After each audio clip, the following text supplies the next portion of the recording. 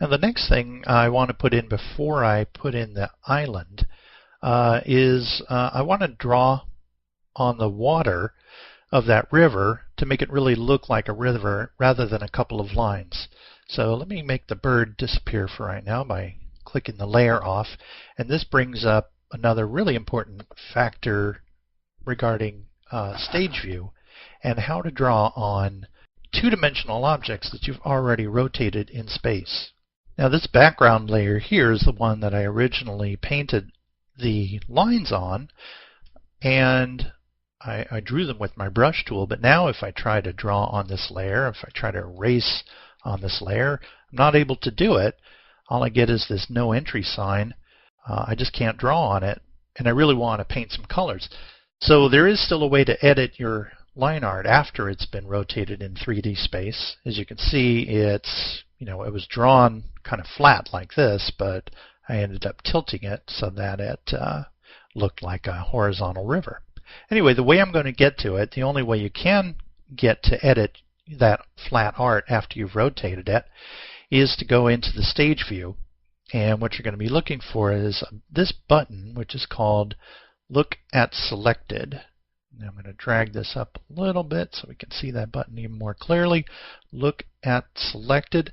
You can find that command also in the View menu, and there it is, called Look at Selected.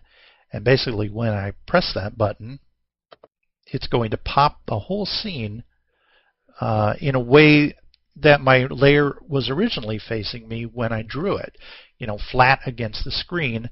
And now I can take my brush and I can do whatever I want to, including coloring the scene, which I'm about to do. I want to create an effect with this river that is going to allow the water to be slightly transparent. So to do that, I'm going to pick a paint color that has an alpha component to it that is somewhat translucent. So I have one already here, but I'm going to show you how I'm going to make one from scratch. I'm just going to pick a color out of the color bin. I'm going to hit the plus sign to duplicate that color, and now I can't mess up the original color. I'm going to double click on the color in question, and now I'm going to slide this alpha slider down, which, as you can see in this window, is making that color somewhat transparent. So I just want a little bit of transparency to it, just enough so that it'll look like water. It's just a neat little thing that I'm going to do.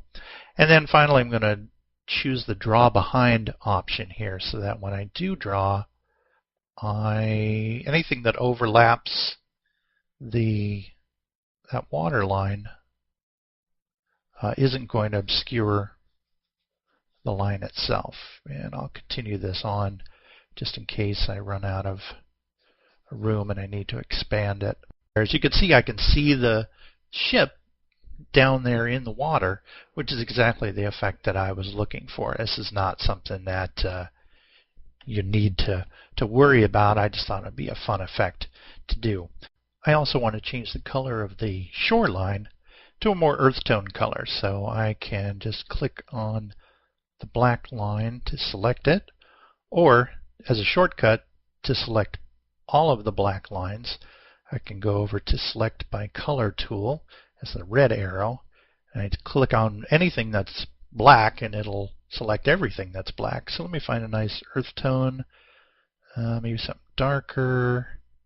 Finally, I need to give a color to the earth itself, to the ground. So I'm going to go back to my brush, and I still have the draw behind setting and a nice big thick brush, and I'm going to pick another earth tone, and now just draw along the shore, and I can fill that in all I want to. And I don't mind, again, this is on draw behind, so if it overlaps the water a little bit, it doesn't bother me, because this isn't final artwork. It's just, it's just a storyboard or an animatic, and my point will get across. Mostly I just wanted to use these techniques to show the variety of different things that you can do and the ways that you can interact with your artwork, and especially the limitations of drawing artwork that's already been rotated.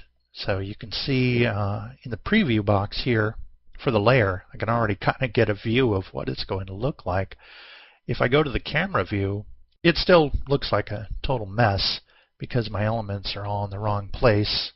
So I'm going to swing back, and at least now in stage view I can see the problem. I can see where everything needs to be placed.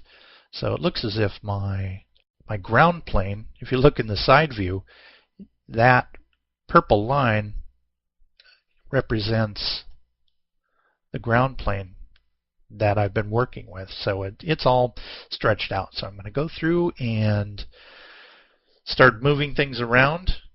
And this is the whole point, again, of the stage view, is that it gives you a chance to place all your 3D elements. You can really see it's like, oh, the ship is underwater there, and everything is slanted. And once I've put all my parts together, it's going to be ready to animate and ready to interact with the moving camera.